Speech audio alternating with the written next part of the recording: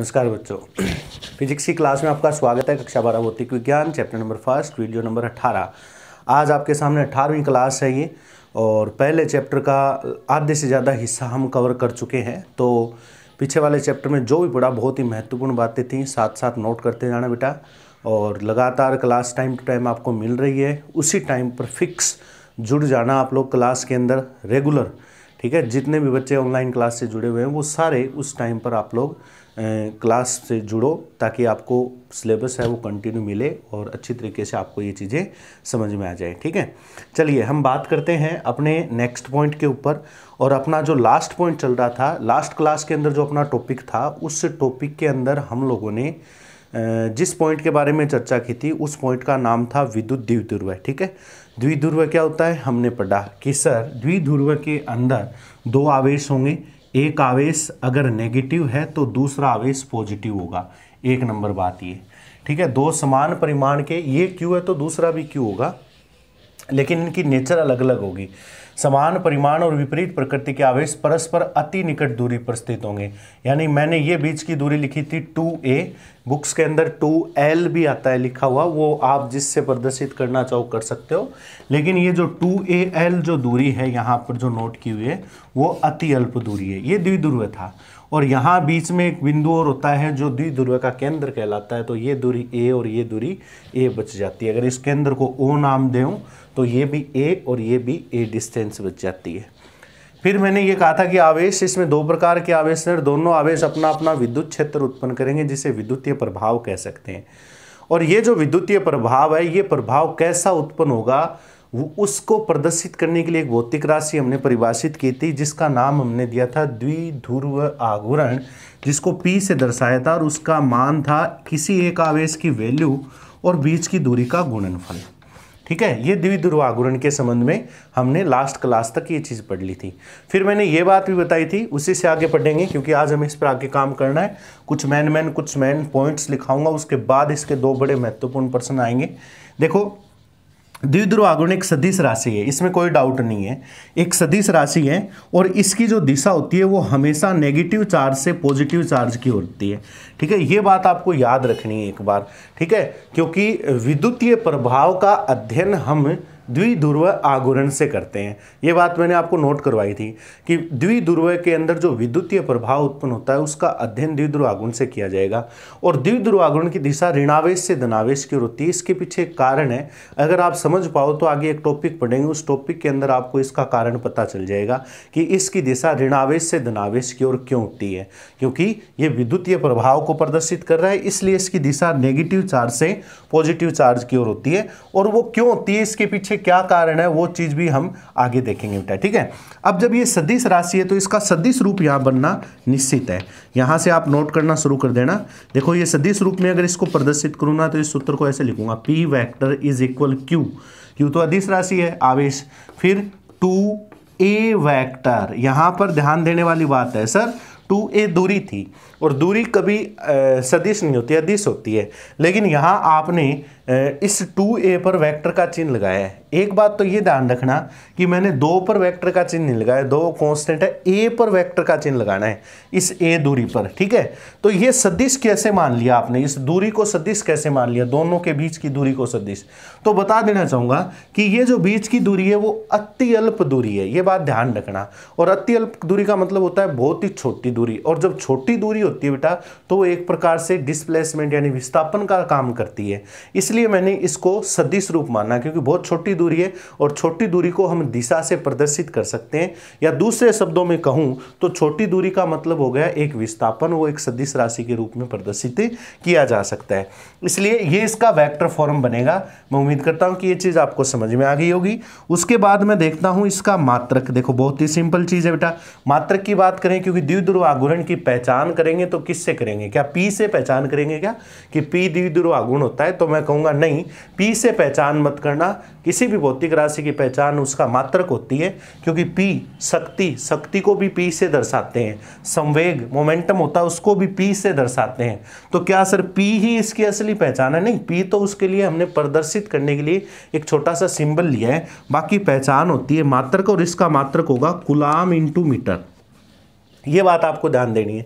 कैसे? आवेश का मात्रक कूलाम और 2a एक छोटी सी दूरी है जिसका मात्रक मीटर हो गया।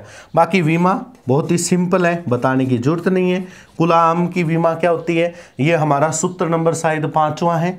कूलाम की विमा होती है सर, कूलाम बराबर तो होता है एम्पियर गुणा सेकंड, ये हो गई कूलाम की विमा, और मीटर की विमा हो गई L1, और ये टोटल विमा हो जाएगी कूलाम एम्पियर गुणा सेकंड। ठीक है, कूलाम की जगह एम्पियर गुणा सेकंड बोले तो A1 T1, और मीटर की जगह आ गया L1, तो ये इसका विमीय सूत्र हो जाएगा A1 L1 T1। इसको आप एडजस्ट करके लिख सकते हो क्योंकि किताबों के अंदर ये लिखा हुआ आता है L1 T1 A1, इस प्रकार भी आप इसको लिख सकते हो।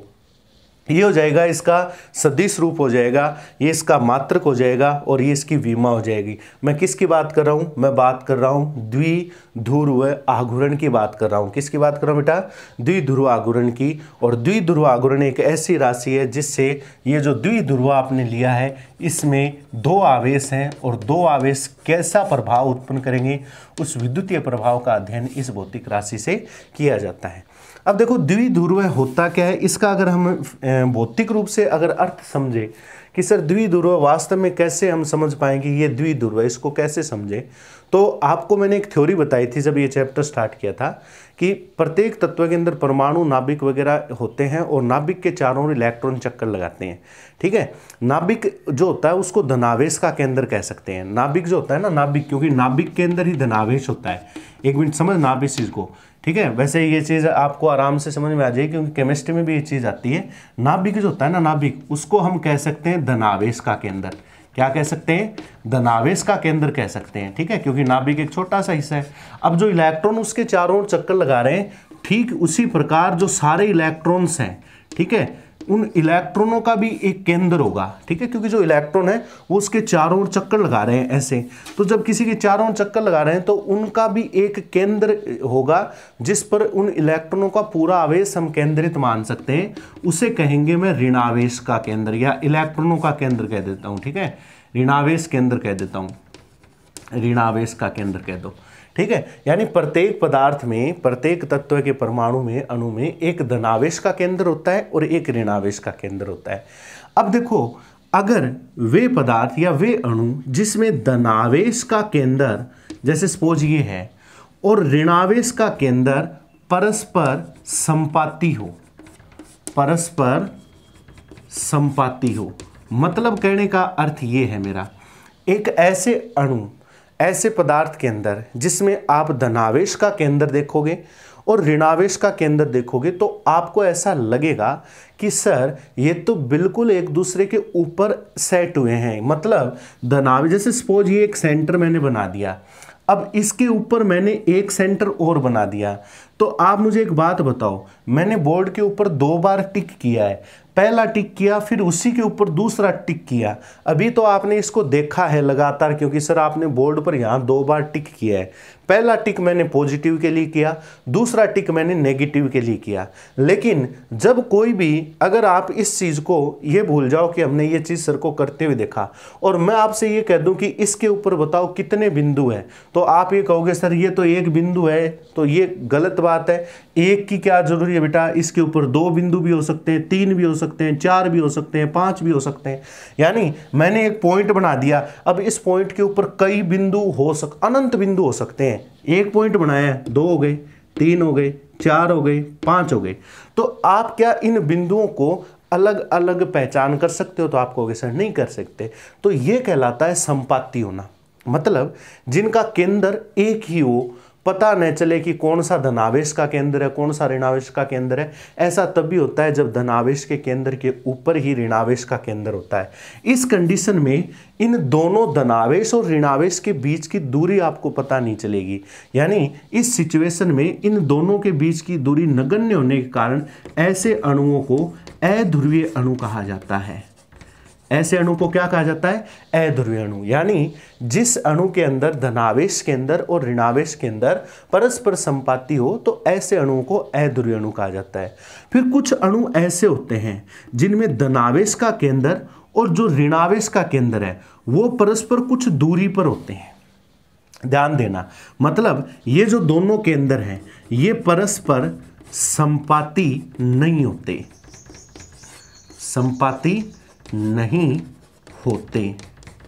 ऐसे अणु को क्या कहेंगे? अब देखो इसमें साफ नजर आ रहा है, इसमें साफ नजर आ रहा है कि ये धनावेश का केंद्र है सपोज ये, और ये ऋणावेश का केंद्र है। तो आप इनको अलग अलग पहचान कर सकते हो, सर एक बिंदु तो धनावेश का है, एक बिंदु ऋणावेश का है, और फिर आपको इनके दोनों के बीच की कुछ ना कुछ डिस्टेंस भी नजर आ रही है।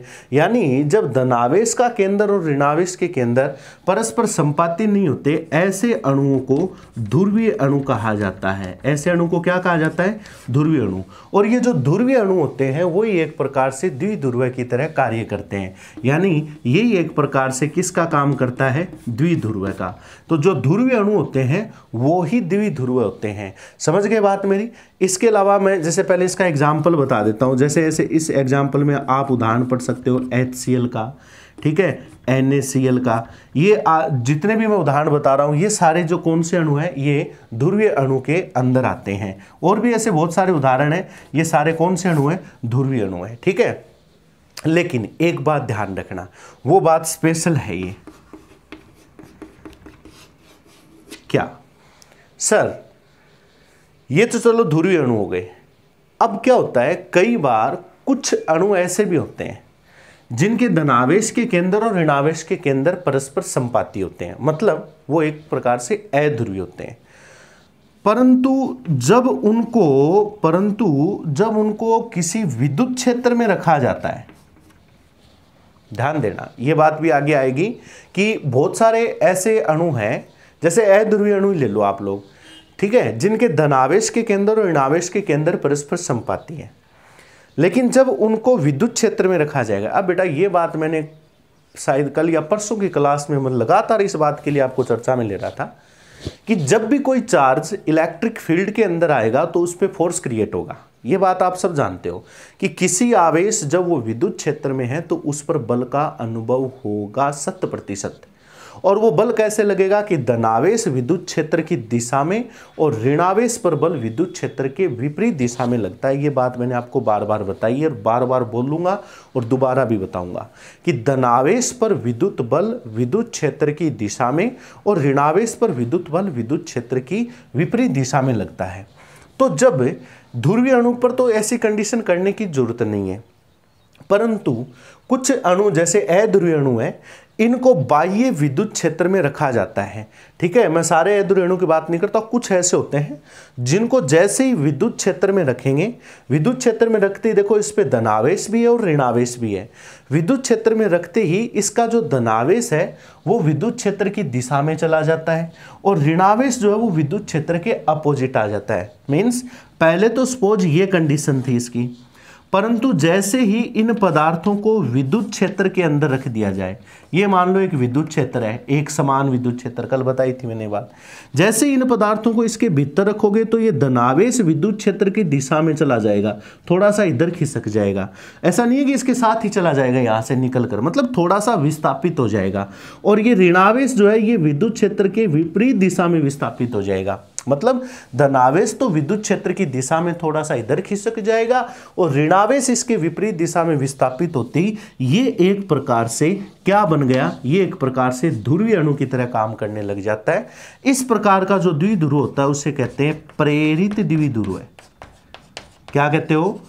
प्रेरित द्विध्रुव है। बस ध्यान रखना ये चीज़, मैं बाकी समझने वाली बात है। वैसे देखो कुछ चीज़ें ऐसी होती है जो माइंड के अंदर आपको रखनी है, 100% रखनी है, उनके लिए आपको उनको रट्टा लगाने की जरूरत नहीं है, उनको बेसिक मानकर आपको समझनी है, ठीक है। तो ये वैसे बेसिक बात है कि जिसमें पॉजिटिव नेगेटिव, भाई द्विध्रुव की पहचान ये होगी कि एक पॉजिटिव दूसरा नेगेटिव, मैं सहमत हूँ, लेकिन आवेश की वैल्यू भी इक्वल होनी चाहिए। ये क्यों तो ये भी क्यों होना चाहिए।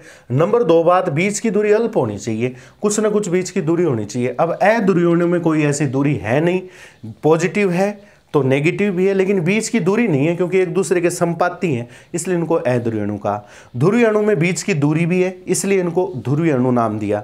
लेकिन कुछ अणु ऐसे भी होते हैं जिनको वैसे देखने पर तो ये अध्रुवीय होते हैं, लेकिन जैसे इनको विद्युत क्षेत्र में रखा जाता है तो उनका जो पॉजिटिव होता है वो थोड़ा सा अल्प विस्थापित हो जाता है और नेगेटिव भी थोड़ा सा विस्थापित हो जाता है, क्योंकि इनमें बीच की दूरी अल्प ही रहनी चाहिए, तभी तो द्विध्रुव बनेगा।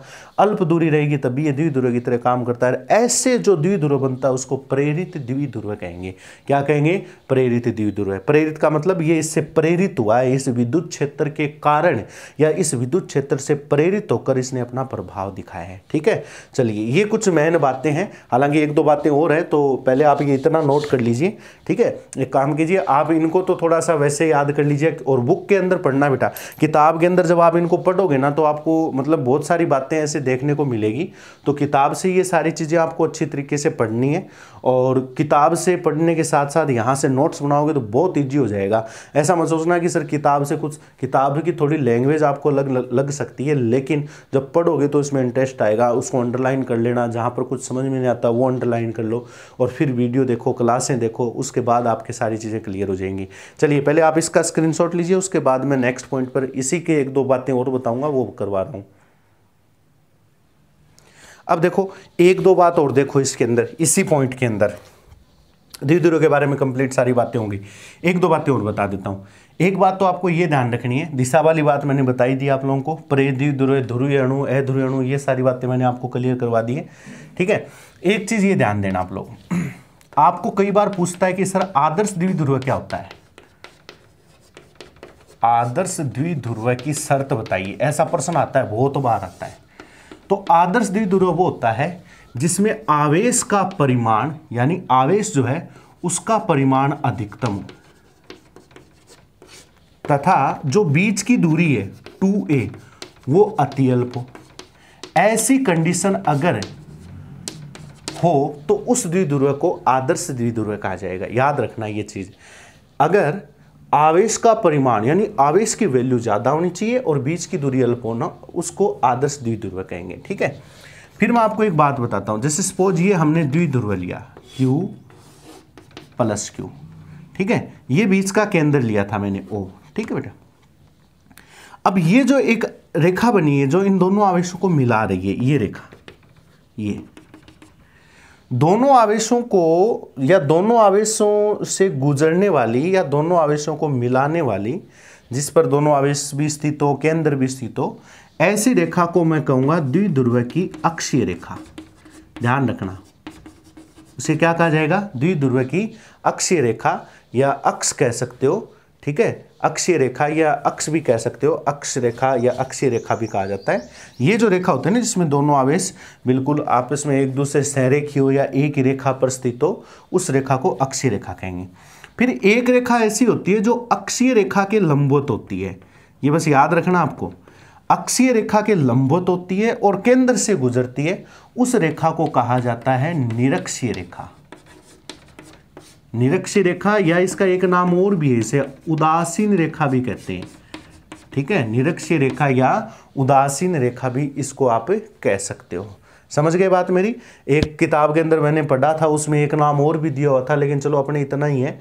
उसमें एक इसको तो अनुप्रस्थ रेखा नाम लिखा हुआ था क्योंकि लंबवत है ना, और इसको अनुदैर्ध्य रेखा नाम लिखा हुआ था।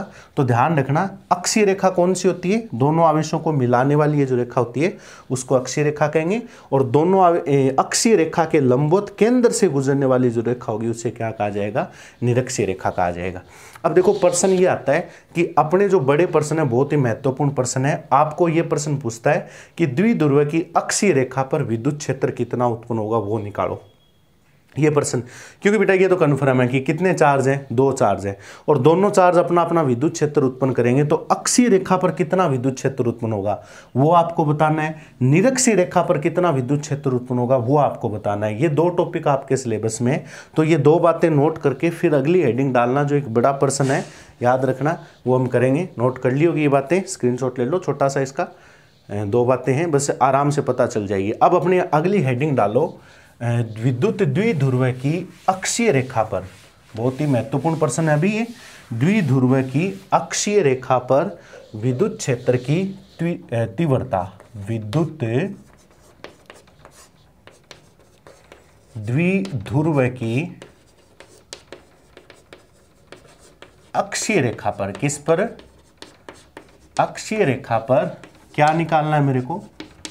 विद्युत क्षेत्र की तीव्रता निकालनी है।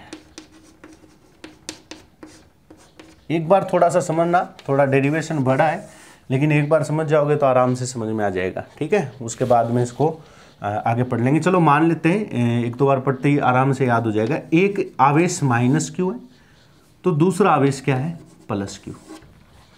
ये दोनों आवेशों के बीच की दूरी है जिसको मैं नाम दे रहा हूं 2a, जो कि अतिअल्प है। ये इसका केंद्र हो गया O, तो इस डिस्टेंस को मैं a कहूंगा और इस डिस्टेंस को भी मैं a कहूंगा। ये तो आपके क्लियर है मेरे हिसाब से। एक काम करते हैं, इनको भी नाम दे देते हैं इन बिंदुओं को, ताकि जो नामकरण करें डायरेक्शन वगैरह वो आसानी से समझ में आ जाए। इस बिंदु को नाम दे देता हूं बिंदु A और इस बिंदु को नाम देता हूं बिंदु B। केंद्र अपना हो गया O। तो मेरा यहां द्विध्रुव हो गया, माना विद्युत द्विध्रुव है, विद्युत द्विध्रुव है AB हो गया, विद्युत द्विध्रुव है AB, जिसका केंद्र O तथा आवेशों के बीच की दूरी कितनी है, 2a है। ये लैंग्वेज हम यूज ले सकते हैं। और 2a अतिअल्प है, ये पता ही है आपको। 2a क्या है, अतिअल्प है, अतिअल्प। ठीक है, 2a आवेशों के बीच की दूरी 2a अतिअल्प है, ऐसा लिख देते हैं। ठीक है, अब इसकी अक्षीय रेखा कौन सी है वो आपको पता है, ये अक्षीय रेखा है ये।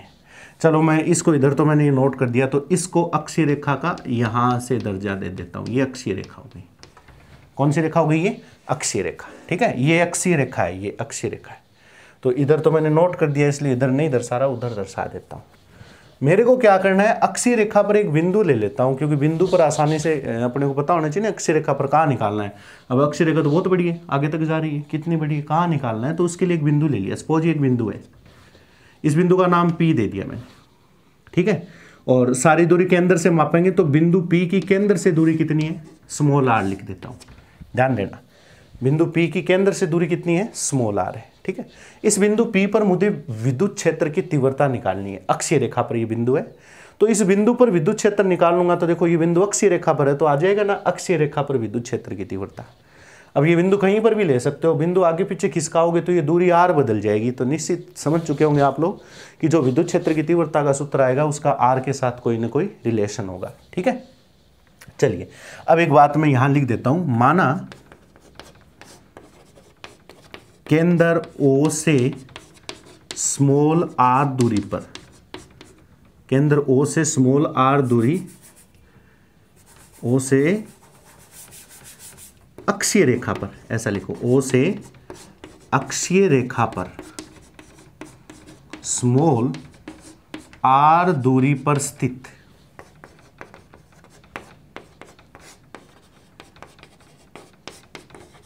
कोई बिंदु P है जहां हमें क्या ज्ञात करना है, विद्युत क्षेत्र की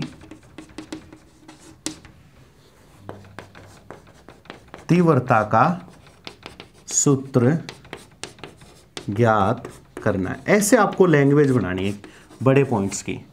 शुरुआती जो लैंग्वेज है वो चित्र से आराम से क्लियर हो जाएगी। फिर क्या करना है वो लिखो, अपना उद्देश्य क्या है वो लिखो कि हमारे पास एक बिंदु है r दूरी पर, अक्षीय रेखा पर है, उस बिंदु पर मुझे विद्युत क्षेत्र की तीव्रता ज्ञात करनी है। क्लियर, चलिए अब बताओ चार्ज कितने आपके पास। सर चार्ज तो अपने पास 2 है, 2 चार्ज हैं तो इलेक्ट्रिक फील्ड भी कितने होंगे, 2 होंगे। अपना एक आवेश अपने हिसाब से विद्युत क्षेत्र उत्पन्न करता है, तो दूसरा आवेश भी अपने हिसाब से विद्युत क्षेत्र उत्पन्न करता है। और आपने सबने पढ़ा है, एक बार मैं थोड़ा सा रफली बता देता हूँ। यहाँ पर ये रफ चित्र है, इसके साथ ऐड मत करना कि सर यहाँ पर कोई एक चार्ज है, सपोज कोई भी चार्ज है, कोई भी चार्ज हो सकता है यहाँ पर, पॉजिटिव या नेगेटिव। वो चार्ज अपने से कुछ दूरी, जो कि हमने टॉपिक में कल या परसों की क्लास में पढ़ा था, r दूरी पर कोई बिंदु होता है, ये वो बिंदु था। इस बिंदु को जैसे P मान लिया, पर विद्युत क्षेत्र उत्पन्न करता है तो उसका सूत्र होता है 1/4πε0 Q/r²। ये चीज हमने पढ़ी है। अब ये बात भी हमने पढ़ी, देखो ये भी सारी बातें वो काम में आएंगी, इसलिए मैं कहता हूं कंटिन्यू रेगुलर क्लासें लो, तब समझ में आएगा। क्यू आवेश, कोई क्यू आवेश, एक बार इसको भूल जाओ, एक बार इसको भूल जाओ। यहां एक रफ काम कर रहे हैं जो हमने पहले पढ़ा था। एक क्यू आवेश अपने से r दूरी पर एक बिंदु है जिस पर वो विद्युत क्षेत्र उत्पन्न कर रहा है। अब ये r दूरी क्या है, इस बिंदु और आवेश के बीच की दूरी है। उस विद्युत क्षेत्र का मान होता है 1/4 एप्सिलॉन नॉट q बटे r स्क्वायर। ठीक है, सब प्रॉपर्टीज क्लियर है, प्रत्येक वैल्यू आपको क्लियर हो गई होगी मेरे हिसाब से। नंबर 2 बात, अगर ये आवेश धनावेश है तो ये विद्युत क्षेत्र बाहर की ओर होगा, और अगर ये आवेश ऋणावेश है, सपोज अगर ये धनावेश है तो विद्युत क्षेत्र बाहर की ओर होगा, आवेश से बाहर की ओर, और अगर ये ऋणावेश है तो विद्युत क्षेत्र आवेश से अंदर की ओर होगा। बाहर की ओर कैसे होगा, अंदर की ओर कैसे होगा, उसके लिए मैंने आपको एक पॉइंट बताया था कि सर विद्युत क्षेत्र बाहर की ओर हो या अंदर की ओर हो तो हम कैसे लेंगे। तो ये अपनी मर्जी से नहीं लेना है, इनको बाहर की ओर अंदर की ओर दर्शाने के लिए बिंदु देखो कहाँ है, सर बिंदु तो यहाँ है, तो इस बिंदु के अकॉर्डिंग बाहर की ओर और इस बिंदु के अकॉर्डिंग अंदर की ओर अपने को डायरेक्शन लेनी है। क्लियर बेटा। चलिए एक बार इसको आपको याद करने के लिए मैंने एक बार थोड़ा सा दोहराया है, कई बार बच्चों के मतलब थोड़ी सी भूल जाते हैं, पीछे की 1-2 बातें होती है मैन, इसलिए उनको थोड़ा सा दोहरा दिया मैंने यहाँ पर। चलिए मेरे पास कितने चार्ज है सर, यहाँ पर 2 चार्ज हैं, अलग अलग हैं, ये पहला ये दूसरा। ठीक है, तो मैं यहाँ लिख रहा हूँ ऋणावेश, पहला नेगेटिव चार्ज ले लूँगा, ये ले लूँ मैं। ठीक है, नेगेटिव चार्ज ऋणावेश माइनस q आवेश के कारण किस बिंदु पर, P पर, बिंदु P पर उत्पन्न विद्युत क्षेत्र की तीव्रता E1 लिख देता हूं। मेरा ये चार्ज है फिलहाल, ये मेरा बिंदु हो गया, होगी ना कंडीशन, ये चार्ज ये बिंदु, ये चार्ज ये बिंदु, ये चार्ज इस बिंदु पर विद्युत क्षेत्र उत्पन्न करेगा। ठीक है, तो उसका सूत्र होता है, उसको E1 नाम दे दिया, 1/4 एप्सिलॉन नॉट। क्लियर। चार्ज मेरा क्या है, Q है। अब बच्चे कहते हैं सर माइनस क्यों लगाओ। अब बेटा देखो, विद्युत क्षेत्र एक सदिश राशि है, और सदिश में प्लस माइनस का चिन्ह केवल किसको बताता है, दिशा को बताता है। तो माइनस चिन्ह इसकी दिशा के साथ एडजस्ट कर देंगे अपने, कोई दिक्कत नहीं है।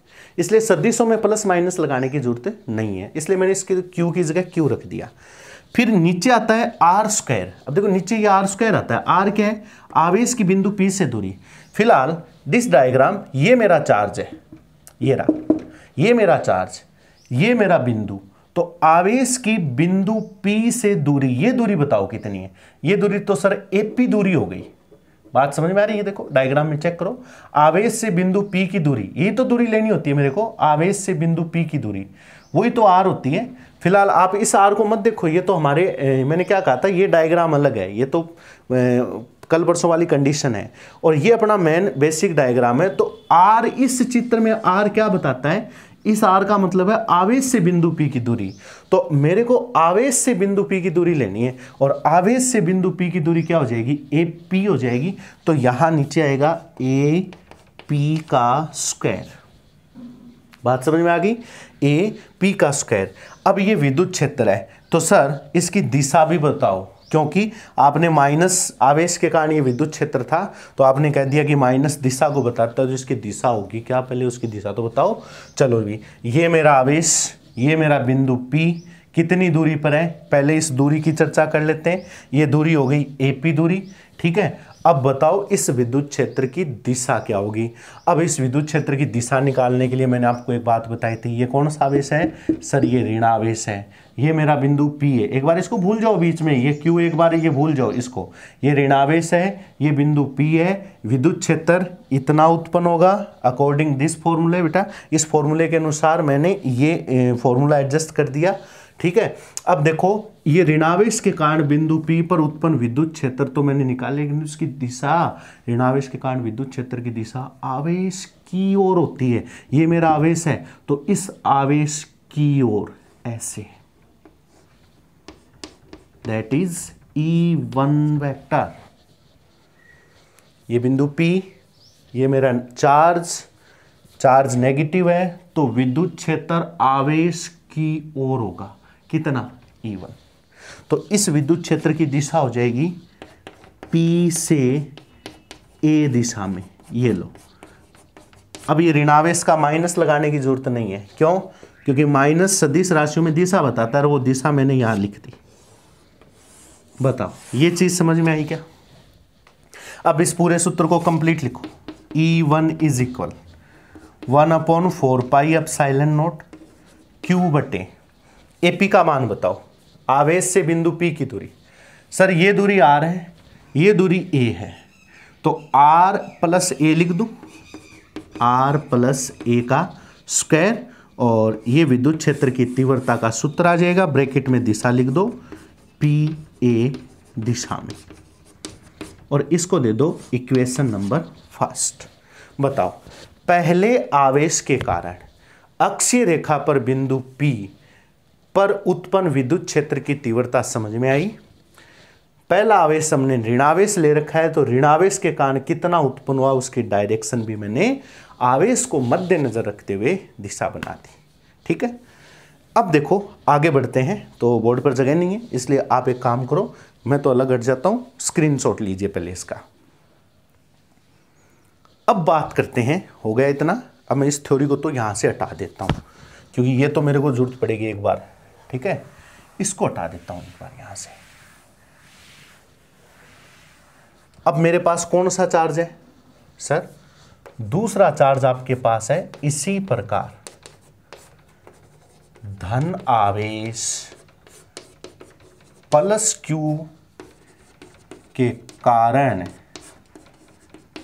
बिंदु P पर उत्पन्न दो आवेश, दो विद्युत क्षेत्र, विद्युत क्षेत्र की तीव्रता।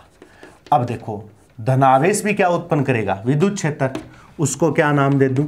E2, और धनावेश का विद्युत क्षेत्र हो जाएगा 1, वही सूत्र 4 पाई एप्सिलॉन नॉट, आवेश Q है और बीच की दूरी चाहिए। देखो अब इस धनावेश के कारण इस बिंदु पर दूरी इस पर विद्युत क्षेत्र निकालना है, तो ये अब देखो सूत्र में R स्क्वायर आता है, तो R के आवेश की बिंदु P से दूरी। अभी फिलहाल मेरा आवेश ये है, ये बिंदु P है, तो मेरे को ये दूरी चाहिए, और ये दूरी क्या है? BP दूरी है क्या? तो यहां आ जाएगा BP का स्क्वायर। एक बार थोड़ा सा आपको समझना है, बस उसके बाद में आपको फिर क्लियर हो जाएगा आपके आराम से। आवेश से बिंदु P की दूरी क्या है? यहाँ पर P है, BP है, तो ये रखनी पड़ेगी BP स्क्वायर। डायरेक्शन बता दो, धनावेश है इसलिए धनावेश का विद्युत क्षेत्र हमेशा, ये मेरा बिंदु है, ये मेरा आवेश है, धनावेश के कारण विद्युत क्षेत्र बाहर की ओर होता है, that is direction of E2। Positive charge है, बिंदु ये रहा, इस आवेश के कारण इस बिंदु पर उत्पन्न विद्युत क्षेत्र E2 बाहर की ओर, इस आवेश के कारण इस बिंदु पर उत्पन्न विद्युत क्षेत्र E1 आवेश की ओर, because that is negative charge and that is positive. ठीक है, नेगेटिव चार्ज के कारण जो डायरेक्शन होगी इलेक्ट्रिक फील्ड की वो चार्ज के अंदर की ओर होगी, और पॉजिटिव चार्ज के कारण इलेक्ट्रिक फील्ड की डायरेक्शन चार्ज से बाहर की ओर होगी। तो इसकी दिशा सर बाहर की ओर है ना, E2 की दिशा, तो ये बाहर ऐसे जा रहा है, ऐसे B से P, दैट इज BP दिशा में, B से P दिशा में E2। क्लियर? अब बताओ E2 is equal 1/4 pi epsilon not Q। मेरे को चाहिए बेटा BP दूरी, ये दूरी चाहिए ये। ठीक है, निकाल सकते हो आराम से।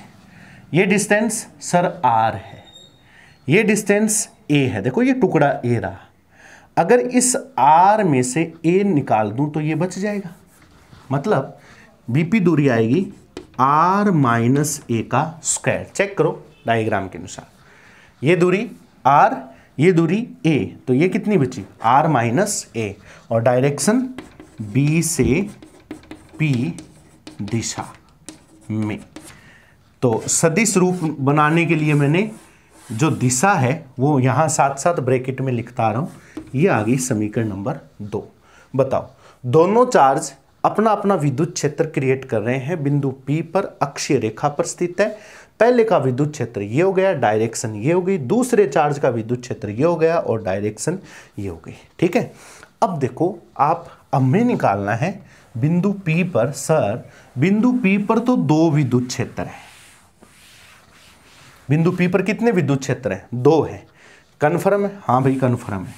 अब एक बार यहां ध्यान दो थोड़ा सा, बिंदु P पर जो दो विद्युत क्षेत्र हैं उनकी थोड़ी सी डायरेक्शन पर बात करो। ये आ गया मेरा बिंदु P। सर यहां तो गड़बड़ हो गई। क्या? विद्युत क्षेत्र तो दो है लेकिन इन दोनों की दिशाएं देखो, एक विद्युत क्षेत्र तो बिंदु P के हिसाब से इधर जा रहा है, एक विद्युत क्षेत्र इधर जा रहा है, और सदिश राशि है दोनों। सदिशों में दिशा का ही महत्व होता है। तो जब दो सदिश परस्पर विपरीत दिशा में होते हैं, अब यहां पर मेरी वो शुरुआत वाली क्लासें काम में आएंगी, सदिश वाली। जब एक सदिश इधर जा रहा है, दूसरा सदिश इधर जा रहा है, तो परिणामी क्या होगा? परिणामी एक दूसरे का अंतर होता है, और अंतर ज्यादा में से कम वाला घटाना होता है। ये बात मैंने शुरुआत में बताई थी। जब दोनों सदिश परस्पर विपरीत दिशा में होते हैं तो परिणामी दोनों का अंतर होता है। तो मैं यहां लिखूंगा, अतः बिंदु P पर परिणामी विद्युत क्षेत्र की तीव्रता, और परिणामी विद्युत क्षेत्र की तीव्रता, परिणामी को E वेक्टर से लिख देता हूं, परिणामी विद्युत क्षेत्र। अब बेटा देखो, ज्यादा में से कम वाला घटाना है। अब E1 ज्यादा है या E2 ज्यादा है वो आपको देखना पड़ेगा। ठीक है, चलिए एक बात बताओ, E1 और E2 पर थोड़ा सा ध्यान दो। ये E1 है, ये E2 है, बाकी सब सेम है। एक बार मुझे डायरेक्शन की अकॉर्डिंग में, ये सदिश योग नियम ही कहलाता है ये। ठीक है, अब इनकी वैल्यू देखो, ज्यादा कौन सा है? देखो इसमें r माइनस ये आ रहा है, बाकी देखो 1/4 pi epsilon not q same है, इसमें भी ये चीज सेम है। इसमें आ रहा है r माइनस a का स्क्वायर और इसमें आ रहा है r प्लस a का स्क्वायर। अब इनमें से बड़ा पद कौन सा है? सर r माइनस a छोटा पद है क्योंकि घट रहा है, और r प्लस a बड़ा पद है क्योंकि r में a जुड़ रहा है, यानी ये पद बड़ा है, ये संख्या बड़ी है। और बड़ी संख्या का अगर भाग जाता है तो उत्तर छोटा आता है, ये आप सब जानते हो। और ये संख्या छोटी है क्योंकि इसमें से घट रहा है, और जब छोटी संख्या का भाग जाता है तो उत्तर बड़ा आता है। तो इसका मतलब स्पष्ट है कि सर यहाँ E2 बड़ा है और E1 छोटा है, इसलिए परिणामी होगा ज़्यादा में से कम वाला, चूंकि E2 vector E2 is greater than E1 है। समझ गए बात मेरी? ये होगा परिणामी विद्युत क्षेत्र, ज्यादा में से कम वाला। अच्छा जी, इसका मतलब E2 ज्यादा है, E1 कम है, तो परिणामी हो जाएगा इस तरफ, ये होगा परिणामी। ठीक है, और इस तरफ क्यों? क्योंकि इस दौरान पलड़ा जिसका भारी है परिणामी उसी तरफ बसता है। तो E1 और E2 में से किसका पलड़ा भारी है? सर E2 का पलड़ा भारी है। किसका पलड़ा भारी है? E2 का। तो परिणामी की दिशा भी E2 की दिशा में होगी, यानी परिणामी की दिशा हो जाएगी BP दिशा में। ये परिणामी आपको प्राप्त होगा। कैसे होगा? क्योंकि इनमें से किसका वेटेज ज्यादा है, किसकी वैल्यू ज्यादा है? E2 की। कैसे ज्यादा है वो मैंने आपको बता दी, थोड़ी सी गणितीय सहयोग लिया हमने। E2 की वैल्यू ज्यादा है तो E2 माइनस E1 परिणामी बच गया। जिसका पलड़ा भारी है उस तरफ उसकी दिशा हो जाएगी, ये सदिश नियम कहता है। तो किसका पलड़ा भारी है? E2 का, इसलिए परिणामी की दिशा E2 की दिशा में ही हो जाएगी। इस और E2 की दिशा क्या है? BP दिशा ही तो है E2 की दिशा, तो इसकी भी दिशा BP दिशा हो जाएगी। ठीक है, ये तो हो गई डायरेक्शन के संबंध में बात। ठीक है, पहले आप इतना नोट कीजिए, उसके बाद मैं इस परिणामी का परिमाण निकालूंगा। ये तो परिणामी आ गया है कि सर परिणामी कैसे निकालेंगे, अब इसकी वैल्यू कितनी आती है वो देखते हैं। ठीक है, डायरेक्शन समझ चुके होंगे। अब मैं यहां से ये थ्योरी हटा देता हूं। डायग्राम तो एक बार रखना पड़ेगा, समीकरण भी रखनी पड़ेगी एक बार। ठीक है, अतः अब तक सारा काम सरल हो गया। दो चार्ज थे, दो इलेक्ट्रिक फील्ड, दोनों को काट बांट कर निकाल कर कितना बचा? परिणामी बचा। किस तरफ बचा? जिसका पलड़ा भारी है उस तरफ बच गया। अतः बिंदु P पर परिणामी विद्युत क्षेत्र का परिमाण यानी रिजल्ट देखते हैं कितना आता है, तो उसको E लिख दूं और हो जाएगा E2 माइनस E1। ठीक है, अब मैं डायरेक्शन वगैरह हटा दी मैंने, एक बार परिमाण ले रहा हूँ, सिर्फ क्या ले रहा हूँ, परिमाण। और परिमाण लेने के लिए मेरे को ज़्यादा में से कम वाला, एक बार दिशा भूल जाओ तो ज़्यादा में से कम वाला घटा दिया, समीकरण 1 और 2 से मान रखो, समीकरण 1 व समीकरण 2 से मान रखने पर, अब मान रखूंगा तो मान आपने नोट कर लिए, वैसे मैं बता देता हूँ E2 का मान ये है और E1 का मान, अभी फिलहाल आपको दिशा नहीं लिखनी है क्योंकि दिशा का मैंने सारा यहाँ पर जो लफड़ा है वो ख़त्म कर दिया, समझा दिया आपको टोटल। ठीक है, अब E2 माइनस E1 कर दो आप लोग। ठीक है, E2 की वैल्यू याद है ना आपको और E1 की वैल्यू भी याद है, इसलिए मैं ये चीज़ यहाँ से हटा देता हूँ बेटा। अब यहाँ आ जाएगा परिणामी E is equal 1/4 pi epsilon not Q R minus A का square minus 1/4 pi epsilon not Q R plus A का स्क्वायर। ये आ गया E1 और E2 की वैल्यू के संबंध में। अब इनको हटा देते हैं क्योंकि वैल्यू मैंने रख दी। कॉमन क्या निकल रहा है यहाँ से, कॉमन आ गया Q/4 pi epsilon not, same है। यहाँ बच गया R माइनस A का स्क्वायर और यहाँ बच गया R प्लस A का स्क्वायर। अब इसको थोड़ा सा लघुत्तम लेके सल करना पड़ेगा। Q/4 पाई एप्सिलॉन नॉट, लघुत्तम कितना आता है, लघुत्तम तो सर ये आएगा R माइनस A का स्क्वायर और R प्लस A का स्क्वायर। और लघुत्तम प्रॉपर्टी सल करोगे तो यहाँ बच जाएगा R प्लस A का स्क्वायर और R माइनस A का स्क्वायर। ये चीज़ें तो आती होंगी आपको। ठीक है, अब इसको थोड़ा सा और सोल्व करें। E बराबर Q/4 पाई एप्सिलॉन नॉट, देखो ये क्या है, R प्लस A का स्क्वायर, भाग का चिन्ह लगाओ तो बन गया R square A square plus 2RA, सही लिखा है मैंने। ठीक है, गणित का सूत्र होता है A प्लस B का होल स्क्वायर, वो लगा दिया, माइनस का चिन्ह, A माइनस B का whole square R square plus A square minus 2RA, ये इसका होल स्क्वायर होता है, मैंने लगा दिया। ठीक है, नीचे क्या है, इसका स्क्वायर इसको ऐसे लिख दूं कॉमन करके, R minus A R plus A दोनों का होल स्क्वायर में यहाँ अप्लाई कर सकता हूँ। देखो ये चीज़ समझ में आई क्या, अगर ऐसी संख्या A का स्क्वायर हो B का स्क्वायर हो तो उसको AB का होल स्क्वायर लिख सकते हैं, वही लिखा है मैंने, इसका स्क्वायर तो दोनों को गुणा करके दोनों पर स्क्वायर लगा दिया। गणित ऐसा हमें कहती है, सूत्र हमें ऐसा करने के लिए बोलते हैं और वही हमने किया है। Q/4 pi epsilon not. अब थोड़ा सा इन सूत्रों को और ज़्यादा एडजस्ट कर दो, कैसे, भाग का चिन्ह लगाया, ये सेम टू सेम चल रहा है, R square plus A square plus 2RA, minus का चिन्ह, जब R माइनस है तो अंदर वाले चिन्ह बदल जाएंगे, तो आ जाएगा minus R square minus A square plus 2RA। Simple सी कैलकुलेशन है, शायद समझ चुके होंगे आप लोग। Minus R square minus A square minus minus plus 2RA, नीचे क्या आएगा, अब देखो नीचे थोड़ा सा ध्यान देना, R माइनस A और R प्लस A, ये भी गणित का सूत्र होता है, A plus B A minus B, that is A square minus B square.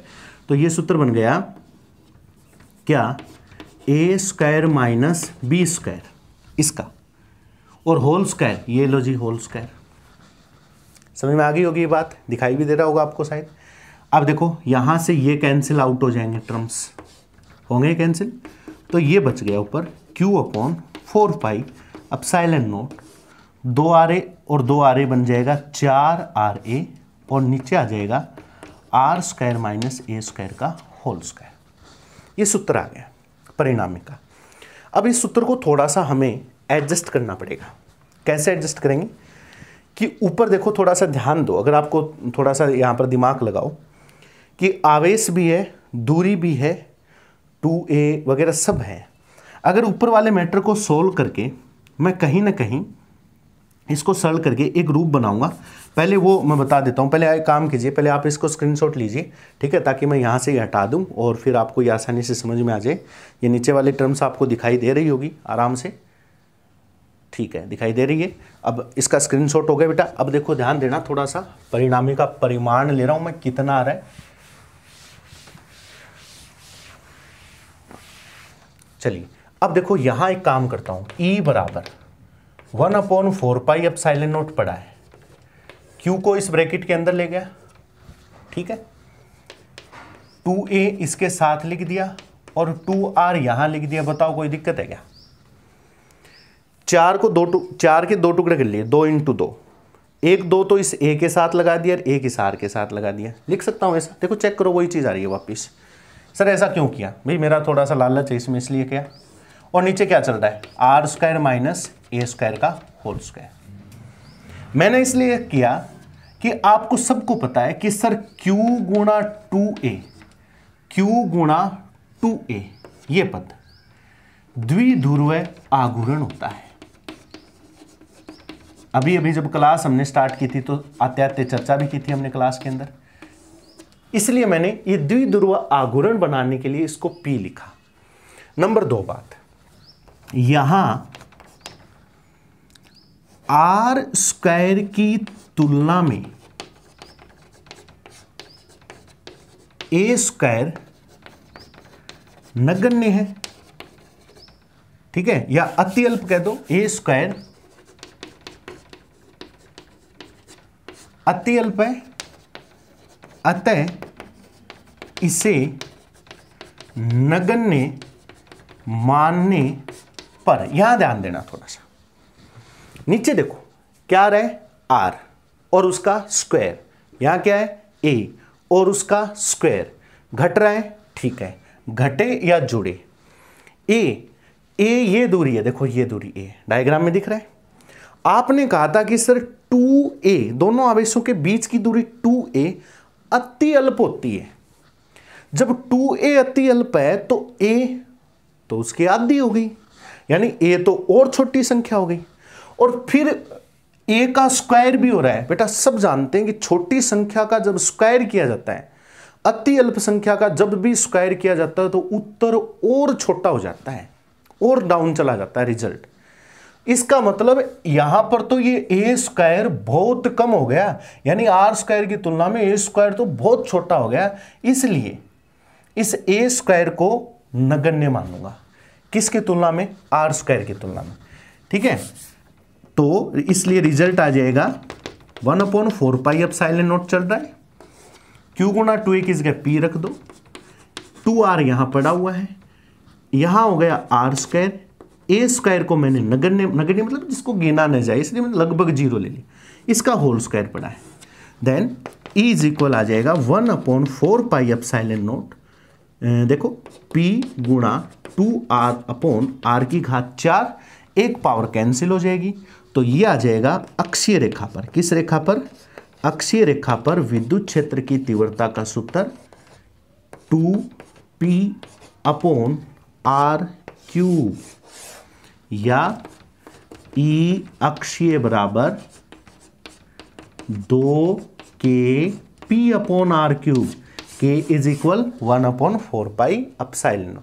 ये अक्षीय रेखा पर विद्युत क्षेत्र की तीव्रता का फाइनल रिजल्ट आ जाता है। याद रखना 1/4πε0 2p/r³ या 2kp/r³, ये चीज ध्यान रखना। और यहां से ये जगह पड़ी है, इसको मैं हटा देता हूं यहां से। देखो क्या जाहिर हुआ कि सर अक्षीय रेखा पर जो विद्युत क्षेत्र की तीव्रता है वो दूरी पर डिपेंड करती है और r³ पर डिपेंड कर रही है। देखो दूरी के साथ बहुत बड़ा आंकड़ा है, दूरी बढ़ेगी तीव्रता घटती जाएगी, बिंदु P दूर ले जाओ उत्तर छोटा आता जाएगा। इसलिए अक्षीय रेखा पर दूरी के साथ अगर आप विद्युत क्षेत्र की तीव्रता का ग्राफ बनाओगे तो ऐसा ग्राफ आएगा, क्योंकि दूरी के साथ ये वैल्यू क्या होती जाएगी? घटती जाएगी। आई बात समझ में आप लोगों को ये? फिर इसका सदिश रूप भी आप बना सकते हो, क्योंकि विद्युत क्षेत्र एक सदिश राशि है, इसलिए सदिश रूप में इसको कैसे लिखेंगे? E अक्षीय वेक्टर फॉर्म = 2kp/r³। सर एकांक सदिश लगाना पड़ेगा, इसी से काम चल जाएगा, मेरे हिसाब से नहीं लगाना पड़ेगा। क्यों? कि 1 मिनट आप ध्यान दो। कैसे?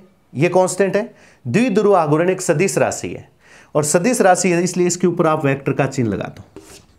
इसलिए ये हो जाएगा इसका सदिश रूप। अब चेक तो कर लो क्या इनकी दोनों की दिशा समान है क्या। अगर ये दोनों की दिशा समान नहीं है तो प्लस माइनस वाला लफड़ा हो जाएगा। अब दिशा चेक करता हूं किसकी, सदिश चिन्ह लगाए, इसका मतलब ई की दिशा और पी की दिशा दोनों की क्या बेटा समान है। तो पहले ई की दिशा देखो सर, परिणामी की दिशा ये है बाहर की ओर।